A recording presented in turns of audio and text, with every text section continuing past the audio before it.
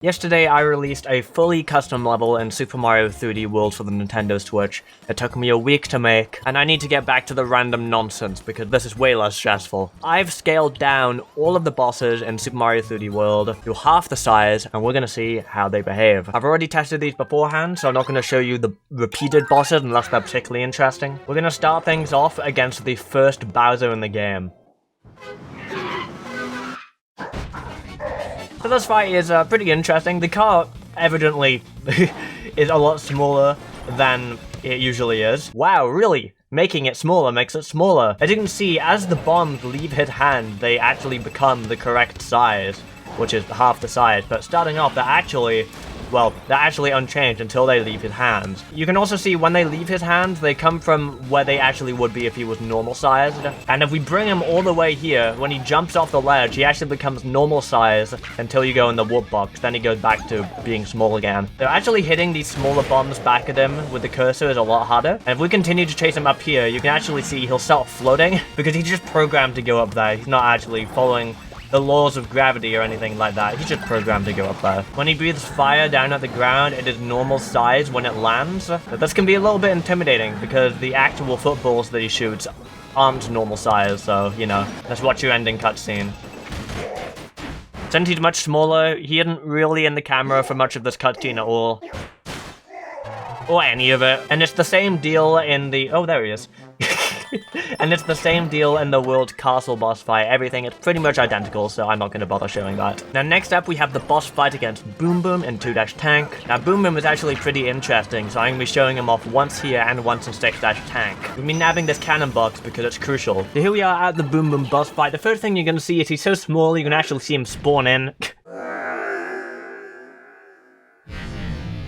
So he goes around being small as normal. His particle effects are scaled up, but the rest of him is pretty small, and we can jump on his head just like normal. Now when he goes into his shell, it goes back to normal size momentarily. I think that's because his shell's a separate model, and I guess that didn't get scaled down with him. But interestingly, if you hit him with a projectile... Oh yeah, also he's normal size when he's invisible. But yeah, if you hit him with a projectile, he becomes stretched like this. And again, he goes back to normal size when he goes in a shell. Then he goes back to being stretched, and then he goes back to being normal size, and then he's back to being stretched. So in the second Boom Boom fight, Boom Boom can create clones, and I suck. After this first shell phase, Boom Boom's gonna create a clone, and what's very interesting about this clone is that the shell is actually scaled down.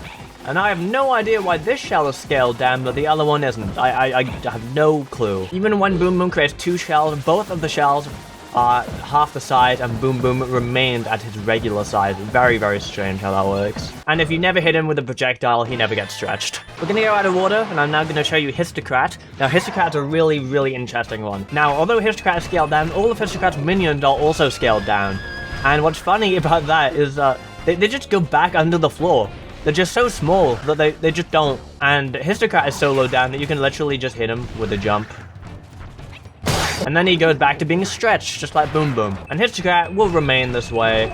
You can't just jump on him anymore. You're gonna have to either climb up somehow or hit him with a spin jump like this.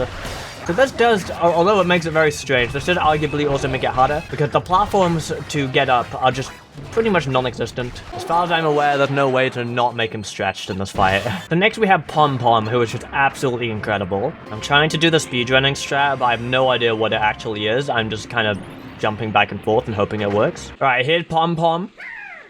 Alright, so the best thing about Pom Pom, her aim has gotten worse as she gets a bit smaller. She just can't hit you. I should have brought a projectile so we can see if she becomes stretched. I'll make sure to bring one in the World Bowser version. Yeah, she's just completely useless. Alright, I got a fire flower, let's go. Maybe her aim's gotten better, who knows? Here we are, right, I'm right here, right here. Oh, she does become stretched. And none of her clones do. Does she stay stretched? Yes, okay, that makes it a little bit easier to tell them. She can throw things! She's worked on her aim. Oh my god, I'm so proud. Can she hit me? Okay, she's just completely useless. Next up is a Lava Rock Lair, and we have the fight against Boss Brolder. This fight is mildly interesting, and I'll be showing both versions, even if the second version won't be here for long. So Boss Brolder just kind of hovers off the ground, I guess Boss Brolder doesn't really believe in gravity, that's alright. The regular Brolders also don't seem to really believe in gravity. We can hold them above our head, or rather have them floating above our head, and we can just lob them at him. If we use the hand right here, we can see that his hitbox is pretty much the same as it was to begin with. He didn't look very pleased. Normally the refight wouldn't be any different because the Brolders that despawned aren't actually changed when you change him. I just had the foresight to actually change them since they were right there in Spotlight. So in this fight there's also two lava dudes that I forgot the name of, and I've also sighted them down since they were just right there. And he floats a bit higher in this one. So that's vaguely interesting. And next up we have Ka-thunk, and this one is also just really interesting. You can just see him before he's even fallen, he's just hanging around. And this is the best part, alright? So I just ties him down, I brought him down to the ground, because otherwise he was hovering. What are you doing? He is just clipping inside of himself. And he's just going left and right. Cool boss fight. You can stand in his little square and then fall out of his little square. That's exciting. Prince Bully is about as exciting as he always is, but I'll give him the light of day anyway, just in case you want to see him. Oh yeah, as you can see, he's smaller. Wow, great observation. But the fireballs are normal size. You can hit him from further away because his hitbox is the same. And when he goes into the pipe like that, he's not even getting sucked in. And when he goes into trash can form, he also goes back to normal size. But as soon as he goes back to normal, he goes back to being small. Now the fireballs, they're even in the same position, so you can still duck under them. They're not coming straight out of his mouth. Next up we have Bossblob.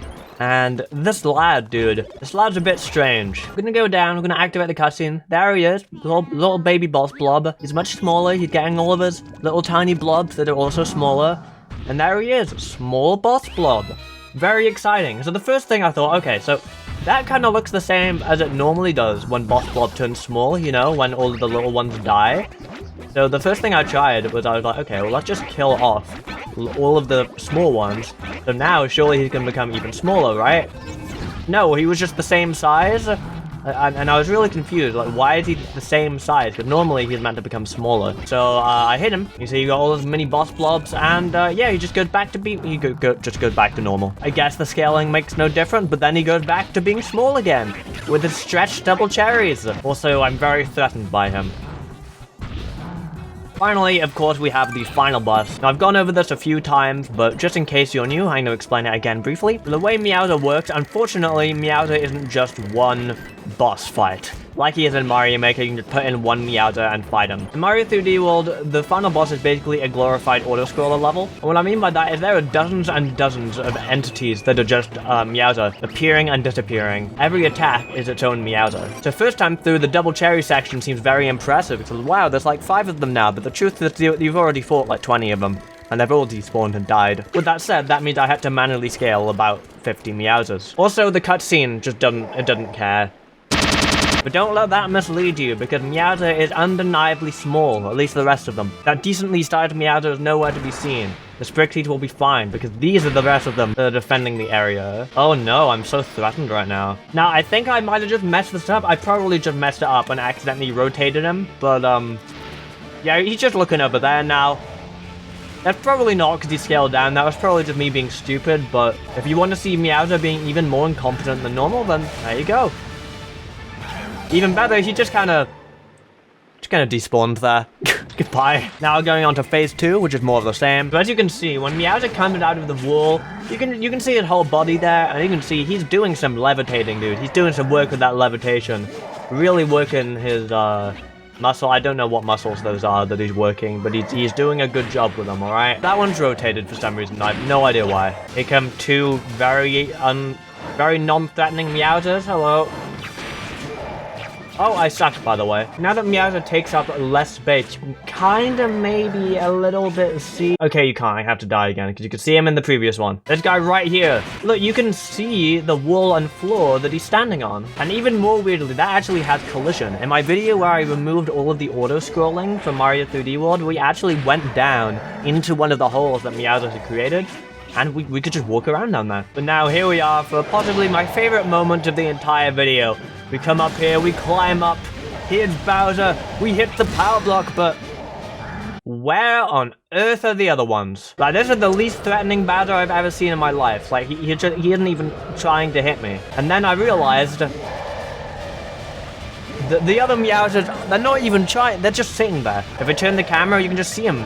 They're just there. They literally could not care less. So yeah, let's murder them, I guess.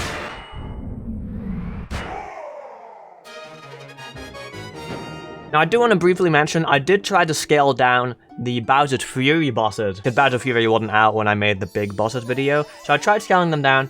I was able to scale down Fury Bowser, so I'm going to show you that next, but I couldn't find out how to scale down the final boss version of Bowser. So here's Fury Bowser, but smaller. He's not particularly interesting, but I thought I'd show it off anyway. All the spikes are the same size. Pretty much everything's the same with this guy. When he goes into the sky, the spotlight is even the same size. The shockwaves are the same size. And I can probably even, I can even ground pound him from further away because his hitbox is just completely unchanged. But there he is, looking like a little wimp. My friend ZX Many made him even wimpier in a video one time. It was pretty funny. At least the fire beam does come out of his mouth and below. I know the fireballs also do come out of his mouth, even though his mouth is lower down than it normally would be. That's come to the end of the video. Thank you everyone for watching. Please leave a like if you enjoy. This is not my only video where I've made things smaller in Mario 3D World, so if you are interested, you might find some stuff you like if you just subscribe.